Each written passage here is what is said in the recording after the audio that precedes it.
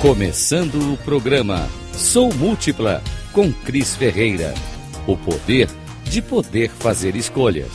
Rádio Cloud Coaching.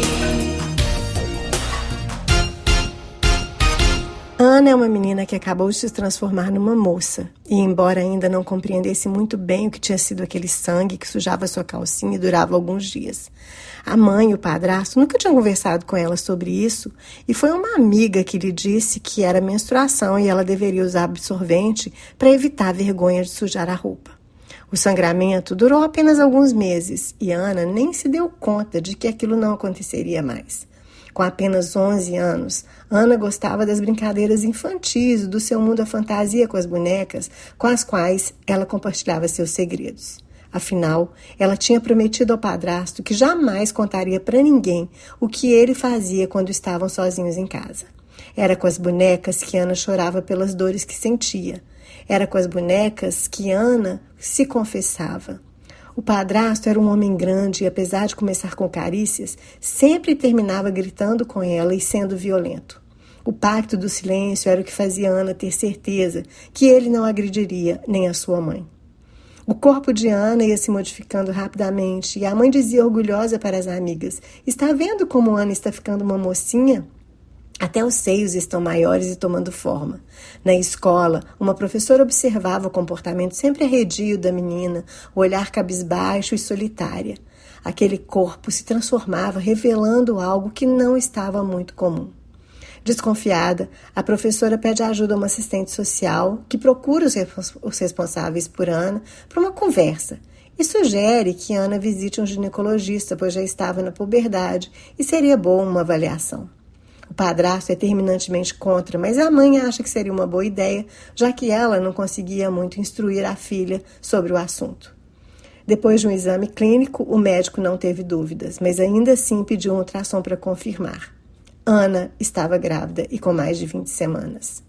A mãe de Ana, que trabalhava como doméstica e ficava até 12 horas fora de casa, entre trabalho e locomoção, não podia acreditar, porque a menina ficava o dia todo aos cuidados do padrasto e só saía para ir à escola, onde ele fazia questão de levá-la e buscá-la. Era como o céu cheio de nuvens escuras, que tinha sido encoberto e as verdades começaram a aparecer. As verdades que a mãe não queria encarar. Afinal de contas, quem seria o pai? Estava Ana sofrendo violências há muito tempo? Aquela gravidez com uma menina de apenas 11 anos de idade. O trabalho das assistentes sociais e os profissionais de saúde agora era o de ajudar essa criança a sair desse ciclo vicioso, punir o estuprador que abusa dela desde os 6 anos de idade, fazer um acompanhamento psicológico com a mãe e com Ana, e para que elas possam, inclusive, decidir se irão continuar com aquela gravidez. Caso optem pelo aborto, Ana, a mãe e os médicos estão amparados por uma lei em vigor no Brasil desde 1940, que garante a legalidade do procedimento nos casos de estupro, risco de morte da mãe e gestação de anencéfalo. Lei que corre o risco de ser revogada em pleno ano de 2024 por conta de um projeto de lei colocado em tramitação no prazo recorde de apenas 23 segundos em caráter de urgência para garantir que o PL não passe por nenhuma comissão ou pela discussão com a sociedade e profissionais multidisciplinares antes de seguir para a votação no plenário. Com 32 votos, majoritariamente da bancada evangélica e de deputados da extrema-direita, a tramitação foi votada e aprovada. O projeto de lei de número 1904, que propõe que qualquer gravidez interrompida depois de 22 semanas, mesmo nos casos já protegidos pela lei de 1940, que são, como eu disse, risco de morte da mãe, anencefalia e estupro, que mesmo nesses casos, todos os casos, o aborto seja considerado crime, podendo a gestante, pode ser até uma criança, adolescente, o responsável, a mulher, e os médicos que fizerem o procedimento, pagar com uma pena de até 20 anos. Pena, inclusive, maior do que a que pode receber um estuprador no Brasil, que tem pena máxima de 15 anos. É isso mesmo que você ouviu. O presidente da Câmara, Arthur Lira, que colocou o PL em tramitação de urgência, o deputado Sóstenes Cavalcante, que propôs o PL, e os parlamentares que votaram a favor, talvez não esperavam uma rápida reação da sociedade civil nas redes sociais. Na quinta-feira, dia 13 de junho, milhares de mulheres e cidadãos contrários ao PL, que favorece, vamos dizer aqui em clara e verdade, que favorece o estuprador e que torna a vítima uma criminosa. E a sociedade toda parou, se mobilizou contra esse PL. A história de Ana é uma história fictícia que eu criei, mas que infelizmente é também a história de milhares de crianças, adolescentes e mulheres que vivem o drama da violência sexual, em geral, praticada por alguém que elas conhecem e é próximo à família. No Brasil, a cada dia, 26 meninas menores de 14 anos se tornam mães. De acordo com os dados obtidos pela Fundação Abrinq, a violência sexual no país é um problema que afeta majoritariamente crianças e adolescentes. Em 2022, por exemplo, dos 62.091 casos, mais de 45 mil tinham sido de violência contra menores de 19 anos de idade.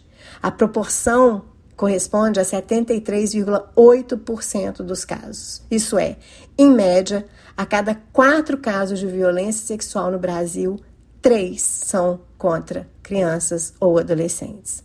Crianças, adolescentes e mulheres que têm suas vidas interrompidas e às vezes terminadas depois de sofrerem um crime tão hediondo.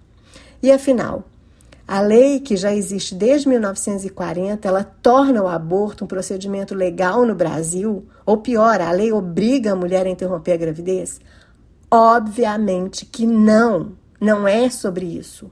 A lei faz com que toda mulher, inclusive criança ou adolescente, que decida seguir com a gravidez, mesmo nos casos que são previstos em lei, morte da gestante, anencefalia e estupro, que ela seja inclusive respeitada na sua decisão de seguir com a gravidez, que ela tenha garantia de acesso ao Sistema Único de Saúde, o SUS, e que ela conte com profissionais que vão poder fazer o procedimento sem terem medo de serem criminalizados por isso.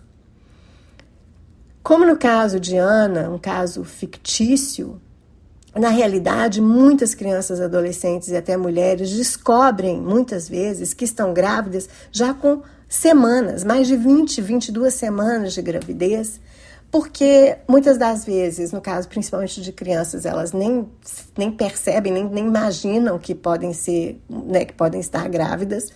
No caso de muitas mulheres também, às vezes elas não percebem ou porque elas têm muito medo de assumir que foram estupradas, de denunciar um estupro, de revelar quem foi o estuprador e de tomar ações cabíveis para garantir que os seus direitos, já em lei, sejam assegurados.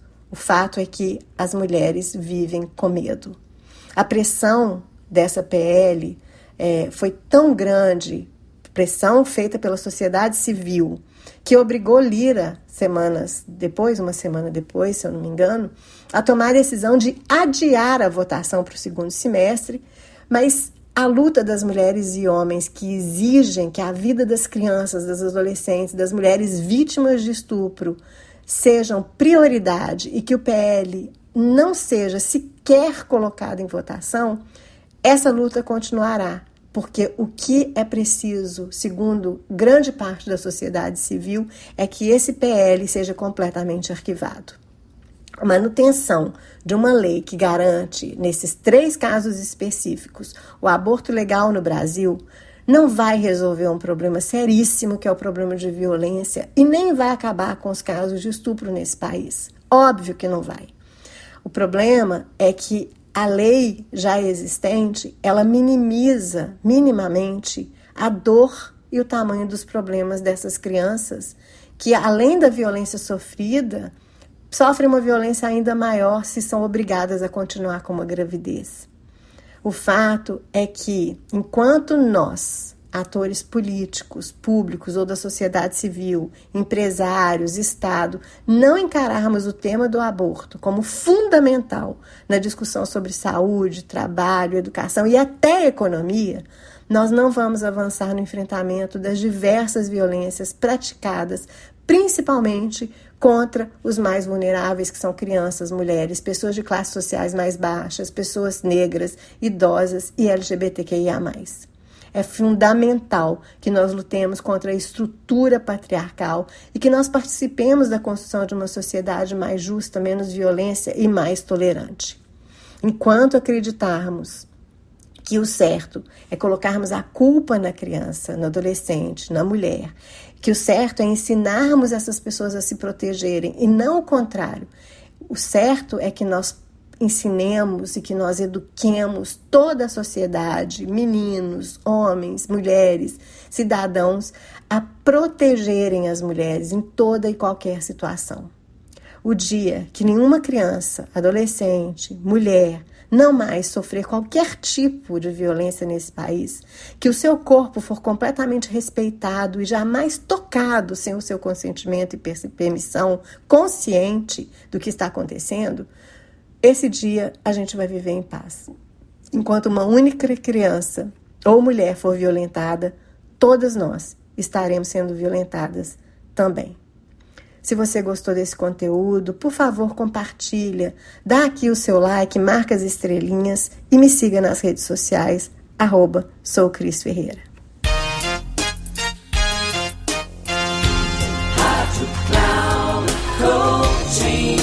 Termina aqui o programa Sou Múltipla com Cris Ferreira.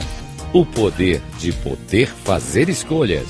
Rádio Cloud Coaching.